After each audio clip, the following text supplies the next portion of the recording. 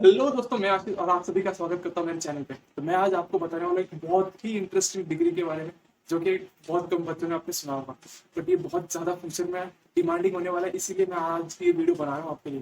तो ये डिग्री का नाम है डॉक्टर ऑफ फार्मेसी, मतलब फार्मडी। कम बच्चों ने सुना होगा कि हाँ, पीएचडी होता है, मास्टर्स होता है, बैचलर्स होता है। बट ये डॉक्टर ऑफ फार्मेसी क्या होता है, आज मैं आपको इसी टॉपिक के ऊपर पूरे वीडियो में आपको बताने वाला हूँ। तो फर्स्ट से लेकर लास्ट तक देखते रहना, बहुत ज़्यादा इंटरेस्टिंग वीडियो होने वाला है उन बच्चों के लिए जो कि क्लास 12 में और कुछ फ्यूचर में कुछ नया करना चाहते हैं, कुछ इंटरेस्टिंग करना चाहते हैं। तो ये करियर ऑप्शन आपके लिए बेस्ट हो सकता है। तो वीडियो में बने रहना, लास्ट तक देखते रहना, और चैनल पर नए हो तो सब्सक्राइब कर देना, बेल आइकन दबा देना और एक लाइक दबा दो। बस इतना ही चाहता हूँ, और कमेंट में जरूर बता देना कि आपको कौन सी डिग्री के बारे में जानना है। मैं उसके ऊपर वीडियो पक्का बना के लेके आऊंगा। तो अभी स्टार्ट करते हैं। मैंने पहले भी BTech, B pharmacy, MBBS, BDS के ऊपर मैंने वीडियो बना चुकी है। आपको यहाँ पे आई बटन में लिंक मिल जाएगा या फिर आपको प्लेलिस्ट में लिंक मिल जाएगा, आप जाके देख सकते हो। वो भी बहुत ज्यादा इंटरेस्टिंग डिग्री है। वो भी नॉन मेडिकल, मेडिकल स्टूडेंट दोनों देख सकते हैं। वो भी जो बच्चा क्लास 12 में है, कंफ्यूजन में है कि फ्यूचर में क्या करे, तो वो वीडियो जरूर देख लेना। प्लेलिस्ट में आपको डिस्क्रिप्शन में दे दूंगा। बेसिकली बी फार्मेसी तो आपने सुना ही होगा, वैसे बैचलर ऑफ फार्मेसी होता है। बट फार्म डी क्या होता है? फार्म डी होता है डॉक्टर ऑफ फार्मेसी होता है। इसमें आपको क्या होता है कि ये एक पोस्ट ग्रेजुएशन डिग्री है। इसमें ये 6 साल की डिग्री होती है, जिसमें कि आपको बैचलर्स और मास्टर्स डिग्री दोनों साथ में लगते हैं, और आपको प्रीफिक्स में आपको लग जाता है डॉक्टर लग जाता है। मतलब एक आप डॉक्टर की उपाधि लेते हो। इसका मतलब ये नहीं कि आप असली के डॉक्टर, मतलब एक डॉक्टर जब पीएचडी करने के बाद उस डॉक्टर और प्रीफिक्स आपको मिलता है, वो डॉक्टरेट आपको डिग्री यहाँ पे मिलेगी। तो इसलिए पोस्ट ग्रेजुएशन डिग्री, ये कोई बैचलर्स डिग्री नहीं है। ये 6 साल की डिग्री होती है। इसमें आपको 5 साल की स्टडीज करनी पड़ती है और 1 साल का आपको हॉस्पिटल इंटर्नशिप रहता है या फिर कोई क्लिनिकल इंटर्नशिप रहता है। उसके बारे में मैं आपको बाद में बता दूंगा। तो फार्म डी क्या है? फार्म डी क्या के बारे में तो आपने कभी सुना नहीं होगा, बट फार्म डी है आया कहाँ से, ये हुआ कहाँ से? फार्म डी एक प्रोफेशनल डिग्री है जो कि फॉरेन कंट्रीज में ज्यादा चलता है।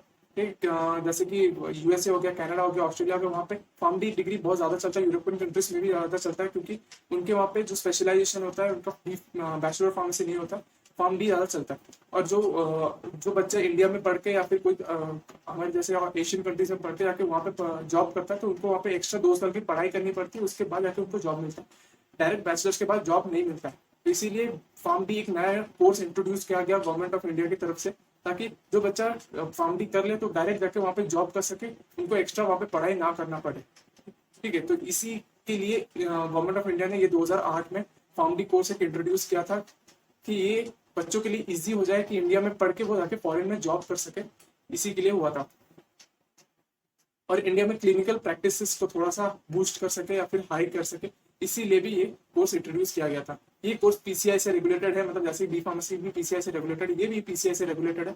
पीसीआई मतलब फार्मेसी काउंसिल ऑफ इंडिया, यहाँ से रेगुलेटेड है और ये ऑथोराइज्ड है। और फार्म डी की डिग्री की एक ऐसी खासियत है जिससे कि आप शायद इंटरेस्टेड होगे पढ़ने के लिए। बी फार्मेसी की डिग्री आपको पेशेंट से इंटरेक्शन के लिए मौका नहीं देती, पर फार्म डी की डिग्री आपको पेशेंट के साथ इंटरेक्शन के लिए, उनकी देखभाल के लिए, उनकी ट्रीटमेंट के लिए आपको परमिशन देती है। इसका मतलब ये नहीं है कि आप डॉक्टर हो, बट हाँ, उनके डॉक्टर को असिस्ट करके आप एक पेशेंट को ट्रीट कर सकते हो, उनको डायग्नोज कर सकते हो। ठीक है, तो ये एक बहुत अच्छा फायदा है। आप एक डॉक्टर की तरह जी सकते हो, पर डॉक्टर तो नहीं हो सकते हो, बट हाँ, डॉक्टर की तरह जी सकते हो। ठीक है, तो लास्ट में एक मैं टॉपिक डिस्कस करना है, benefits of Pharm D over B pharmacy. तो पहले एलिजिबिलिटी के बारे में बात कर लेते हैं। एलिजिबिलिटी का होता है कि आपका एलिजिबिलिटी वैरी करता है, बट हाँ, एक मिनिमम होता है कि 50% मार्क्स आपके होने चाहिए क्लास 12 साइंस में। मैथमेटिक्स, बायोलॉजी दोनों में से कोई भी चलेगा। नेक्स्ट ये कि आपका ड्यूरेशन कितना होता है। ड्यूरेशन मैंने बोला था कि 6 साल की डिग्री होती है, इसमें आपको 5 साल का पढ़ाई होता है या फिर एंड नेक्स्ट 1 साल का आपका इंटर्नशिप होता है। और ये 5 साल की पढ़ाई भी ऐसी नहीं होती है, यहाँ पे आपको बहुत मजेदार पढ़ाई होती है। यहाँ पे आपको वो बीच बीच में आपको हॉस्पिटल विजिट करते हैं, बीच बीच में आपको पेशेंट के लिए वहाँ पे टाइम निकालते हैं। आप पेशेंट को डायग्नोस करते हो, पेशेंट को जानते हो, पेशेंट के बारे में आप पढ़ते हो। ये सब ज्यादातर इन्वॉल्व होता है। ये आपका सेकेंड ईयर से ही स्टार्ट हो जाता है, बट जो फाइनल ईयर में आपको जो होता है, वहाँ पे आप जाके डायरेक्टली आप हॉस्पिटल में जाके आप 1 साल के काम करते हो। फिर उसके बाद आपकी इंटर्नशिप कंप्लीट होने के बाद आपको डिग्री दी जाती है। नेक्स्ट, फार्म डी की एक और खासियत बात है कि ये कोई सेमेस्टर सिस्टम नहीं है, यहाँ पे ईयरली सिस्टम होता है। मतलब आपका सेमेस्टर सिस्टम मतलब आपको 6 महीने में एक बार आपका एग्जाम देना पड़ता है। सेमेस्टर क्लियर करने के बाद आप नेक्स्ट सेमेस्टर में जाते हो। बट इसमें ऐसा नहीं है, यहाँ पे हर साल होता है, मतलब ईयरली वाइज होता है। फर्स्ट ईयर का एग्जाम हो गया, सेकंड ईयर का, थर्ड ईयर का, फोर्थ ईयर का, फिफ्थ ईयर का, ऐसा एग्जाम्स होता है। तो ये एक बहुत अच्छी बेनिफिट की बात है। नेक्स्ट हो गया कि आप तो अगर बी फार्मेसी कर लेते हो, उसके बाद भी आप फार्म डी कर सकते हो। 3 साल का इसका डिग्री होता है। उसके बाद आप करके आपको फिर से वही सेम होता है कि आपका डॉक्टर की डिग्री आपको फिक्स मिल जाती है। नेक्स्ट बात कर लेते हैं एडमिशन के बारे में। तो एडमिशन यहाँ पे क्या होता है, एंट्रेंस बेस्ड भी होता है और नेक्स्ट होता है डायरेक्ट एडमिशन।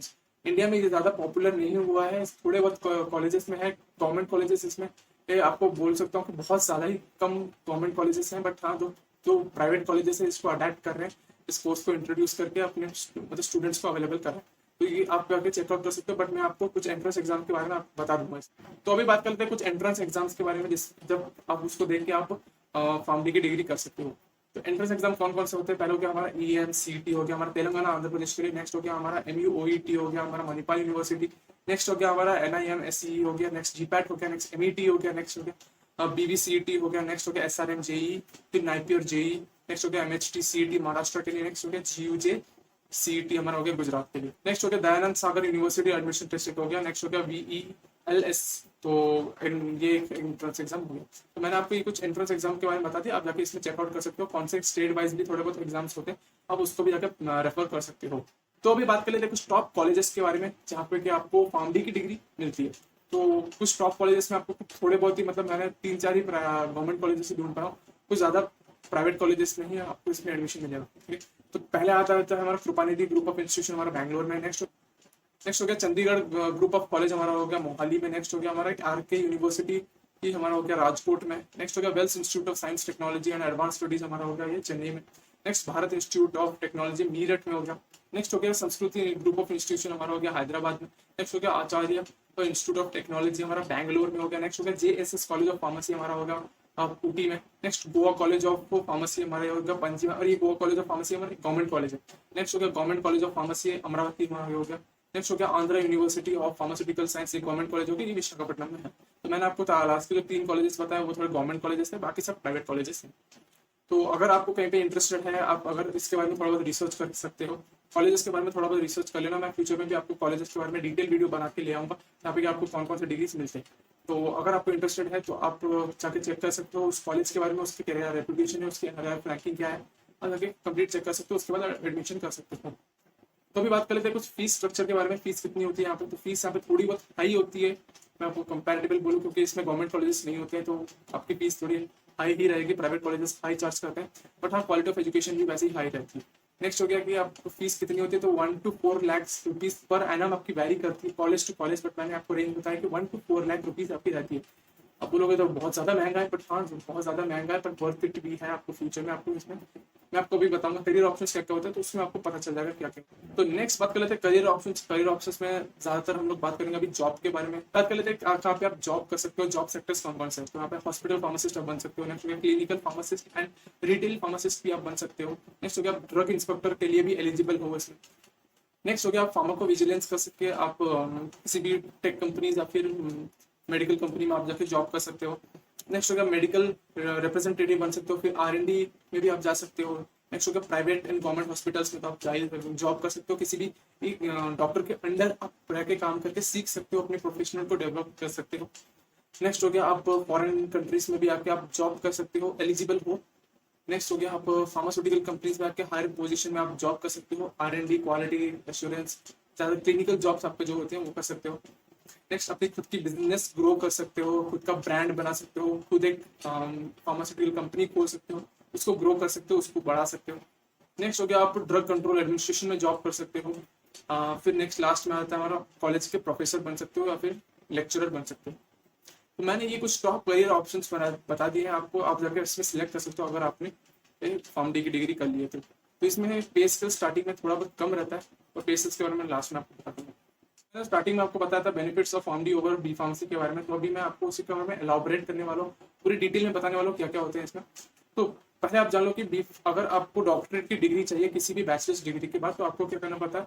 अगर आपने फार्मेसी में ही आपको डॉक्टरेट की डिग्री चाहिए तो आपको 4 साल की फार्मेसी की डिग्री, बी फार्मेसी की डिग्री करनी पड़ती है, फिर 2 साल की आपकी होती है एम फार्मेसी की डिग्री, फिर आपकी 3 से 4 साल की होती है PhD की डिग्री। तो कंप्लीट ये टोटल होते होते आपके 9 से 10 साल लग जाते हैं। आपके 9 से 10 साल के बाद आप जाके एक डॉक्टरेट की डिग्री हासिल करते हो, बट आपको फार्मडी एक अच्छा ऑप्शन दे जाता है कि आप 6 साल में ही एक डॉक्टरेट की डिग्री हासिल करो। ये फार्मडी उस बच्चे के लिए बेनिफिशियल है जो बच्चा चाहता है कि मुझे डॉक्टरेट की डिग्री चाहिए, मेरे नाम के आके डॉक्टरेट लगाओ, ठीक है। तो ये फार्मडी की डिग्री बहुत अच्छी डिग्री है उसके लिए, क्योंकि आपको 6 साल लगाना है, मतलब 6 साल में कहा आपको 5 साल पढ़ाई में लगाना है और 1 साल आपको इंटर्नशिप या फिर आपको किसी भी डॉक्टर के अंदर काम करना है। नेक्स्ट दूसरे नंबर पर आते हैं आपको क्या बेनिफिट होता है। नेक्स्ट होता है कि आपको हॉस्पिटल और क्लिनिकल फार्मेसी को एक्सप्लोर करते हो, ज्यादा इन डिटेल जानते हो, डीपली जानते हो उन सब के बारे में। आप कौन कैसे हॉस्पिटल एक रन करता है उसके बारे में आप इसमें कंप्लीट जानते हो, क्योंकि ये पूरी कंप्लीट हॉस्पिटल के ऊपर ही रिलेटेड है। Hospitals, clinical pharmacy, retail pharmacy, इन सब को ज़्यादा दिया जाता है। तो थर्ड में आपको बात करते हैं कि इसमें आपको बहुत अच्छा चांस है कि फॉरेन कंट्रीज में जाके आप किसी भी फार्मास्यूटिकल कंपनी जाके आप फॉरेन में जाके अपना बिजनेस, या फिर फॉरेन में जाके आप अपना खुद का रिटेल स्टोर आप कर सकते हो, या फिर फॉरेन में किसी भी बड़े हॉस्पिटल में जाके आप किसी भी डॉक्टर के अंडर काम कर सकते हो। नेक्स्ट फोर्थ में बात करते हैं कि आप R&D में ज़्यादा इसमें प्रेफरेबल हो सकते हो, क्योंकि आप अगर आपको रिसर्च एंड डेवलपमेंट में ज़्यादा इंटरेस्टेड है तो किसी भी फार्मास्यूटिकल कंपनीज में आप अप्लाई करके आप R&D में ज्वाइन कर सकते हो, क्योंकि R&D में आप इंडिया में बहुत ज़्यादा डिमांड है। नेक्स्ट फिफ्थ नंबर पे बात कर लेते हैं कि आप बी फार्मेसी करने के बाद एम फार्मेसी करोगे तब जाके आप लेक्चरर बन सकते हो, पर आप फार्म डी करने के बाद आप डायरेक्ट लेक्चरर बन सकते हो। मतलब वहाँ पे 4 साल, वहाँ पे वो भी 6 साल ही आपको लगाने पड़ेंगे, पर इसमें 6 साल आप लगा के आप एक कोई भी फार्मेसी कॉलेज में या फिर यूनिवर्सिटी में आप टॉप रैंक में आ सकते हो या फिर टॉप पोजीशन में आ सकते हो। तो मैंने ये कुछ 5 पॉइंट बता दें, ये कुछ बेनिफिट्स हैं Pharm D over B pharmacy. तो लास्ट में अभी डिस्कस करते हैं सैलरी कितनी मिलेगी, डिस्कस कर लें। तो सैलरी कितनी होती है यहाँ पे, आपको फ्रेशर के रूप में आपकी सैलरी अराउंड 3 to 6 लाख रुपये वेरी करती है, बट जैसे एक्सपीरियंस करते हो वो 3 to 10 लाख आपका रेंज बढ़ जाता है। अगर आप किसी भी कॉलेज के लेक्चरर या फिर वहाँ पे एसोसिएट प्रोफेसर वहाँ पे बन जाते हो तो वहाँ पे भी अच्छी खासी आपकी मंथली इनकम या फिर एनुअल इनकम आ जाती है। तो मैंने ये कुछ important topics, important points, important चीज़ों को आपको बता दिए फार्म डी के बारे में। अगर आपको इंटरेस्टेड है तो मुझे कमेंट करके बताना कि यस मैं इंटरेस्टेड हूँ। तो ऐसे ही मैं फ्यूचर में आपको कुछ इंटरेस्टिंग कोर्सेज, कुछ इंटरेस्टिंग डिग्रीज के बारे में, कुछ कॉलेज रिव्यूज के बारे में, एजुकेशनल वीडियोस के बारे में आपको लाता रहूँगा, आपके लिए बनाता रहूँगा, क्योंकि एजुकेशनल वीडियो बनाना मेरा काम है। आपको बस काम करना है कि वो वीडियो देखना है, लास्ट तक देखना है, लाइक करना है, चैनल को सब्सक्राइब भी करना है, और मैं आपके लिए ऐसी वीडियोस लाता रहूँगा, बनाता रहूँगा। तो मिलते हैं अगली वीडियो में। तो थैंक यू दोस्तों।